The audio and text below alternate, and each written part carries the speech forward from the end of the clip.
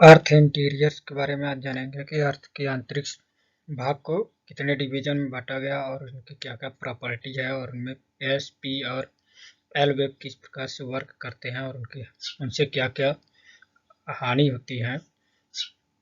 इन तमाम जानकारी हम इस चैप्टर के अंतर्गत पढ़ेंगे।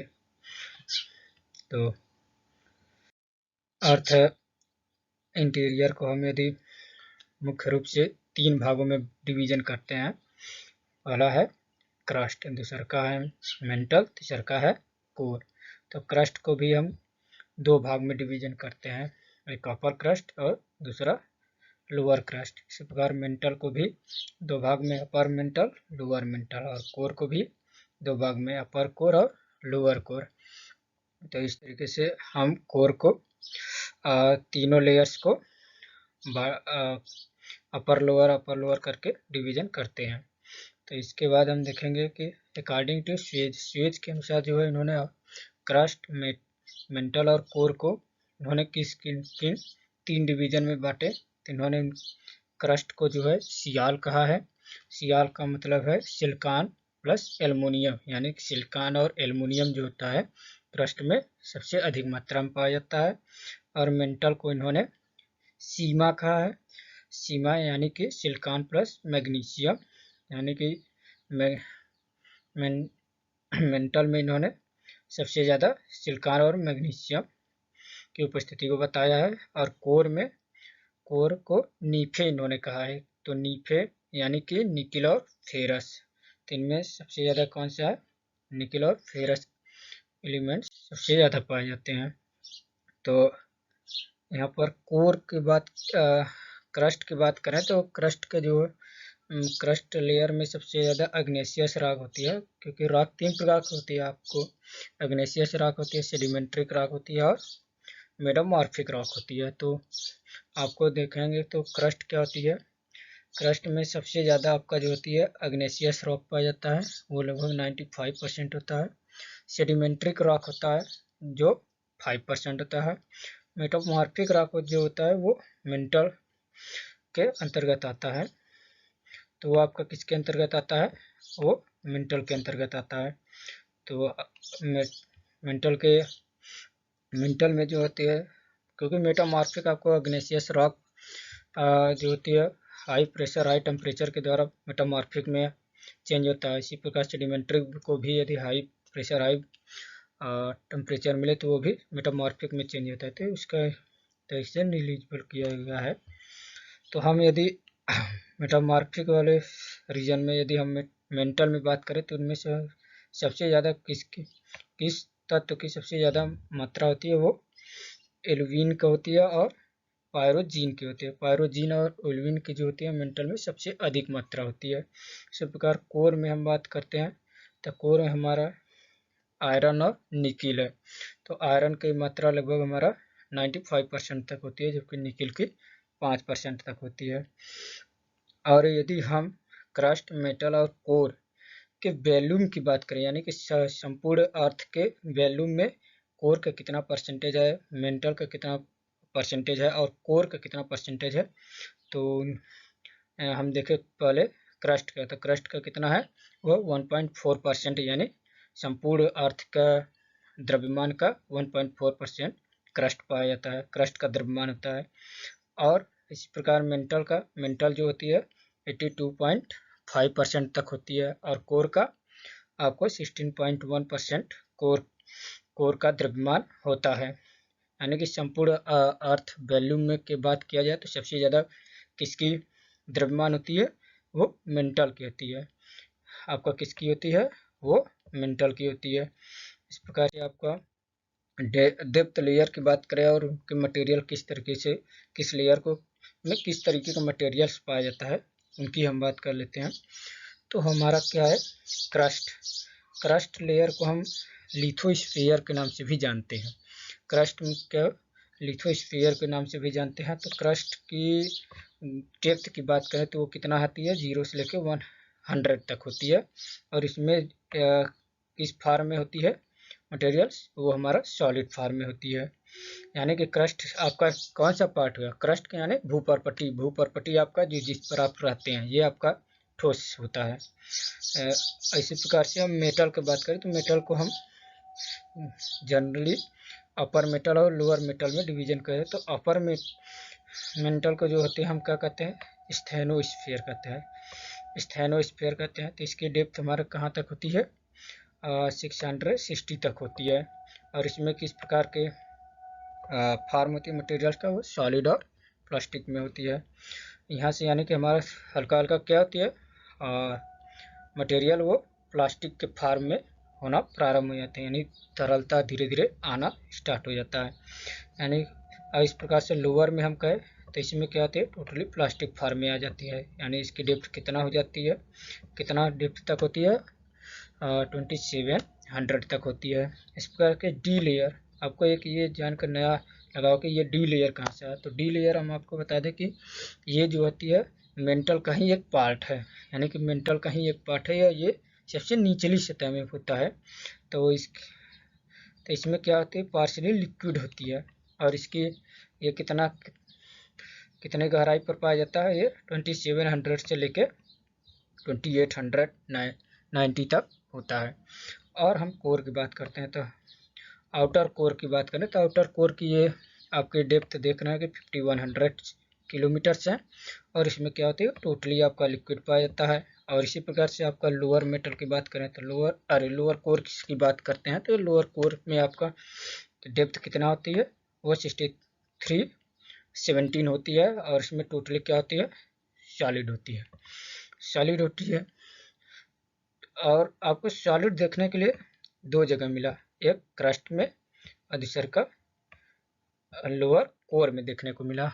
और लिक्विड आपको टोटली लिक्विड की बात किया जाए तो वो आपका आउटर कोर में मिलता है। इस तरीके से आपके सभी लेयर्स में किस प्रकार से मटेरियल पाया जाता है ये आपने देखा।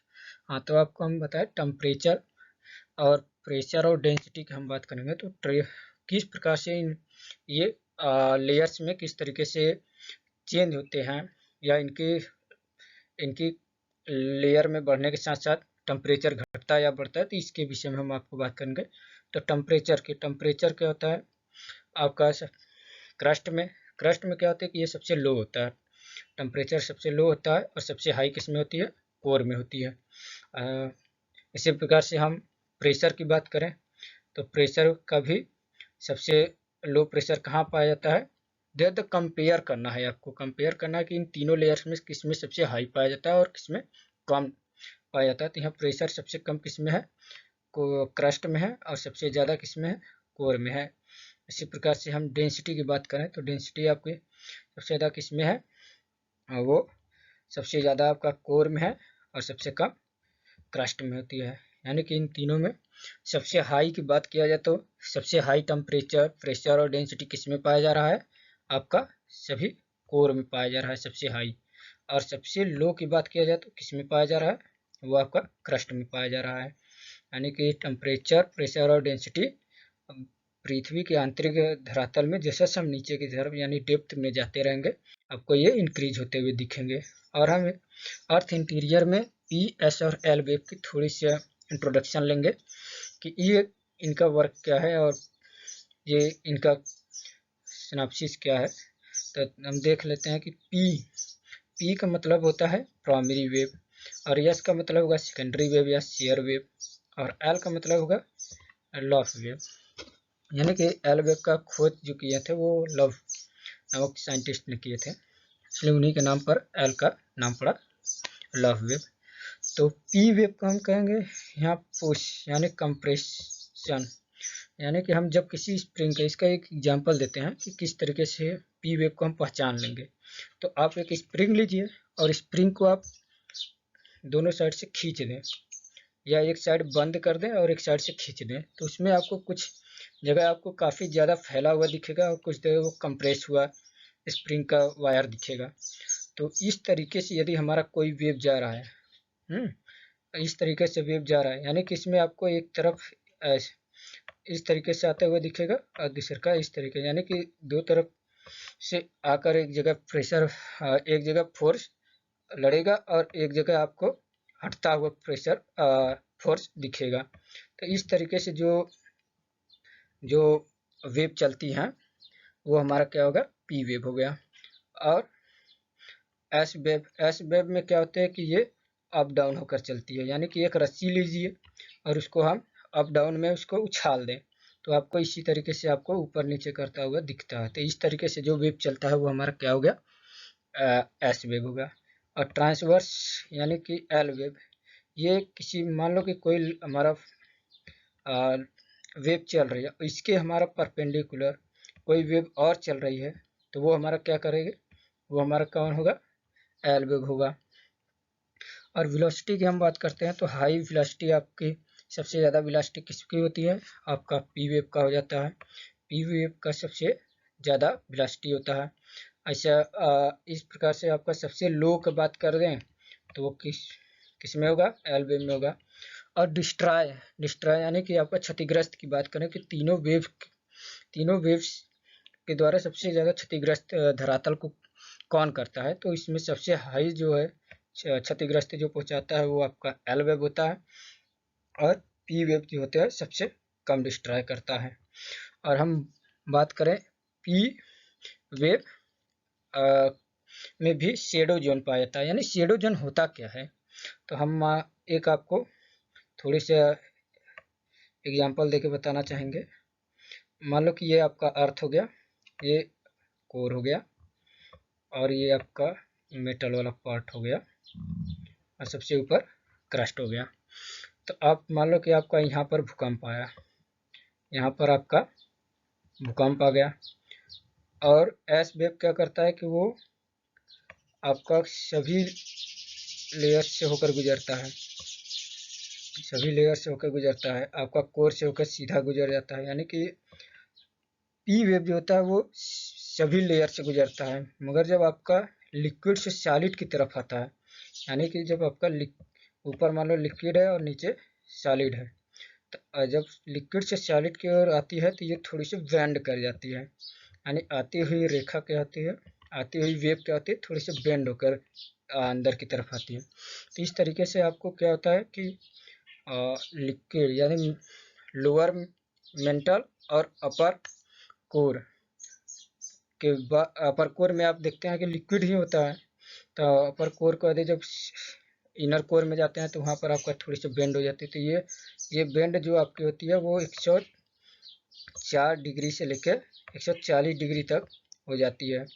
तो ये जो 104 से 140 के बीच में आपको मान लो ये रेखा हो गया, तो इसको हम शेडो जोन कहते हैं। यानी पी वेव का शेडो जोन कहाँ से कहाँ तक होता है, 104 डिग्री से 140 डिग्री के बीच में क्या होती है कि आपका पी वेव नहीं देखने को मिलती है, तो इसी को हम शेडो जोन कहते हैं। इसी प्रकार से एस वेव में बात करते हैं तो एस वेव में क्या होता है कि ये आपका जो होती है इनर कोर ठोस होती है मगर आउटर कोर क्या होती है, वो लिक्विड होती है।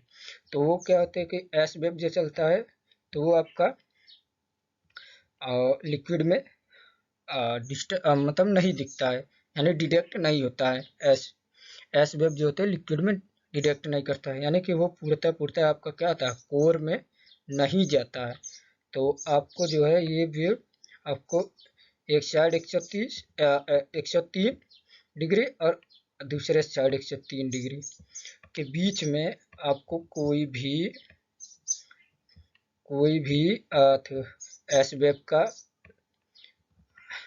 एस वेव नहीं देखने को मिलेगा। तो ये जो 103 इस साइड और 103 डिग्री इस साइड, इन दोनों के बीच का जो जोन हुआ वो आपका एस वेव का शेडो जोन हुआ। और एल वेव की बात करें तो एल वेव क्या होता है, आपका अर्थ के ऊपरी क्रस्ट में ही ये मोशन करता है। यानी कि ये इसके डेप्थ बढ़ने के साथ साथ एल वेव क्या होती है, उसकी क्षमता घट जाती है। यानी कि एल वेव आपका क्रस्ट में चलती है। इस प्रकार से आपको एस पी और एल वेव के विषय में मालूम है। अब हम बात करते हैं डिसकंटिन्यूटी लेयर्स की बात करते हैं। तो डिसकंटिन्यूटी लेयर्स की बात करते हैं तो आपको बताया था कि क्रस्ट का दो पार्ट है, लोअर क्रस्ट अपर क्रस्ट। यहाँ लोअर और अपर क्रस्ट के बीच में कौन सा डिस्कंटिन्यूटी लेयर्स पाया जाता है, वो कोनार्ड डिस्कंटिन्यूटी लेयर्स पाया जाता है। इसी प्रकार से आपका लोअर क्रस्ट और अपर मेटल के बीच में कौन सा मिलता है, मोहरोविक डिस्कंटिन्यूटी देखने को मिलती है। इस मोहरोविक डिस्कंटिन्यूटी को मोहो भी कहते हैं। इसी प्रकार से आपका अपर और लोअर मेटल के बीच में जो डिस्कंटिन्यूटी मिलती है वो रिपीट मिलती है, रिपीट डिस्कंटिन्यूटी मिलती है। और लोअर मेटल और अपर कोर के बीच में यदि हम बात करें कौन सी गुटेनबर्ग डिस्कंटिन्यूटी मिलती है। और लोअर और अपर कोर के बीच में आपका कौन सी डिस्कंटिन्यूटी मिलती है, लेहमैन डिस्कंटिन्यूटी मिलती है। तो आपको इस तरीके से टोटल कितने डिस्कंटिन्यूटी लेयर्स मिलते हैं, आपको 5 डिस्कंटिन्यूटी लेयर्स मिलती है। इन्हीं डिस्कंटिन्यूटी लेयर्स के कारण ही आपका क्या होती है, एस और पी वेव क्या होती है, बेंड करती हैं। जब एक कोर से दूसरे कोर में यानी एक लेयर से दूसरे लेयर में जब आपका जाता है तो ये बेंड कर जाती हैं। इसी कारण आपको शेडो जोन भी इसमें देखने को मिला, जो पहले आपको बता रहे थे शेडो जोन कहाँ से आता है। तो इन्हीं सब डिस्कंटिन्यूटी लेयर्स के कारण ही आपको शेडो जोन देखने को मिल जाता है।